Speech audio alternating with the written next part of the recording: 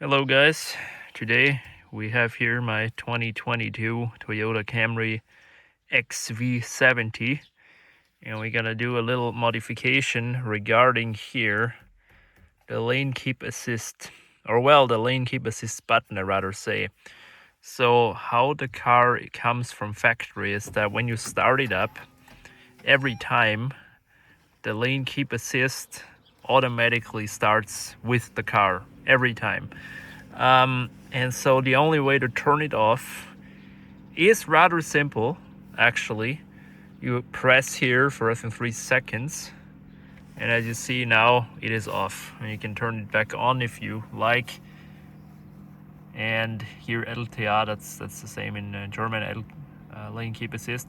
And then you press the button, hold it, and it turns off. Now, it's not that big of a deal. However, you still have to do it every time you start the car. And so they came up with a solution to automatically turn it off every time you start the car. Unfortunately, it's not as simple as coding it. You have to use one of these. And what this is a adapter which plugs in between the button for the lane keep assist and the car, the ECU or wherever it goes, and it simulates something which makes it automatically turn off every time you start the car. But what's cool about this is at least it's easily revertible, because it's literally plugs, like that's what it is. I hope though that I find the right ones and that I can get off here this cover, because that's what we need to do. So I looked it up. We need to first here undo 3 screws. So one is here, one is there, and another one is here. And then this plastic cover should come off and you will be able to look what's under there. So I'm gonna try to get this off. So getting this off was really darn easy actually. All you do is you unscrew the screws and then you give it a little squeeze on each side here, and then you can just gently pull it off. That is it, literally. So okay, that went off really well. Now let's see under here what's up there. So we got actually a fair bit of stuff. Now from a logical perspective, it pretty much only can mean one of these, because that one is way too big and that one goes in there. I mean, that disappears in there. Yeah, for sure it is one of these. So before I unplug this, I actually have to fear that this might cause some sort of error message in the car. That's why I've also brought a OW2 reader, which I can plug into the car and then delete the fault codes if there were any. Hopefully there are none, but you never know, do you? So yeah, just to give you a heads up, if you try it out yourself, it's a good practice to have one of these.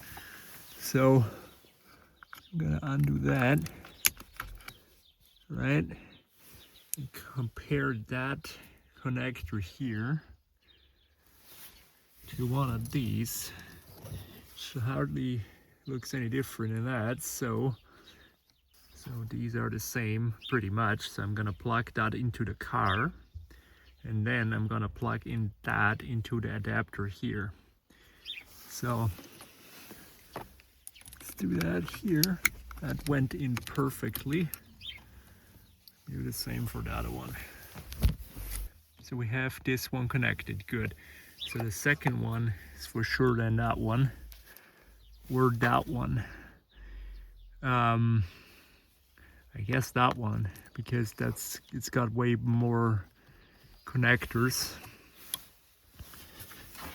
It's just that I think anyway I need to get the yellow one off too, just to access it properly. Anyway, I'm gonna do that off camera. So there we are. That went in perfectly too. So those are for sure the right connectors. So as you see, that device we bought is now in between the, the actual connectors of the car. So there's no need to modify anything. If you want to revert this, you just literally unplug the device adapter, plug the original ones in, done. So before I close this up, I want to actually try out if that worked now. And I'm gonna take it for a spin and see if it throws me any errors, or if it does some weird shit which it's not supposed to. So let's see if that now did it. All right.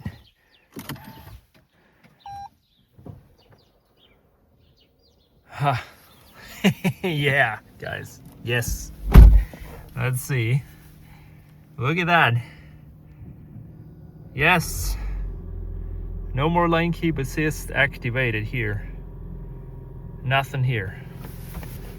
I'm gonna take it for a spin and tell you if it came back or if there's anything that's not supposed to be, but I'm positive.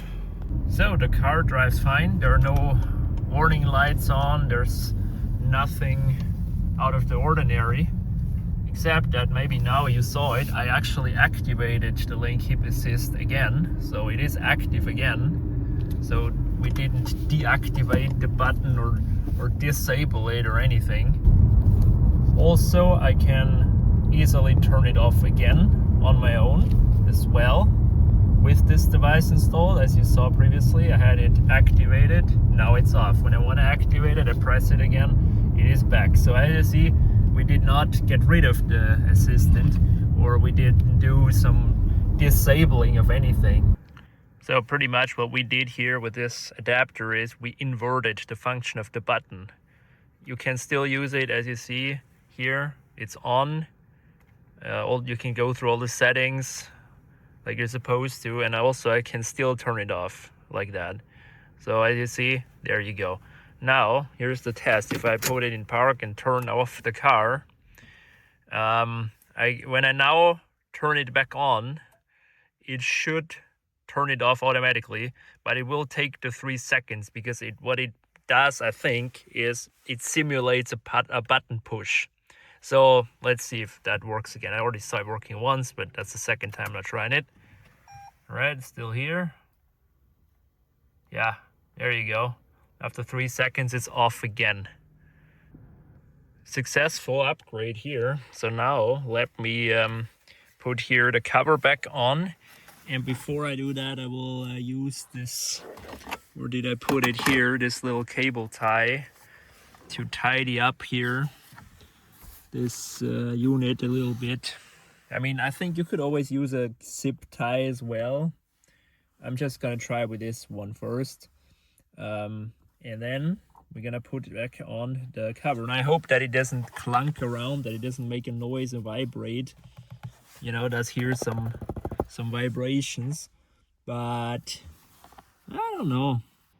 So there it is. I think I can always yank off the cover if I were to go in here again and maybe tidy it up a bit more, maybe secure it like that somehow, but I don't know. I'm just gonna try it now. I deliberately didn't tie it down very hard, just to give it a little room to move. So there we go. That popped right back into place. Very, very nice. I have to secure it with the 2 remaining screws behind the steering wheel. So I have to turn on the car for that. Yeah, still works, as you see. Yay. So here is one. And the other one here previously showed you as well.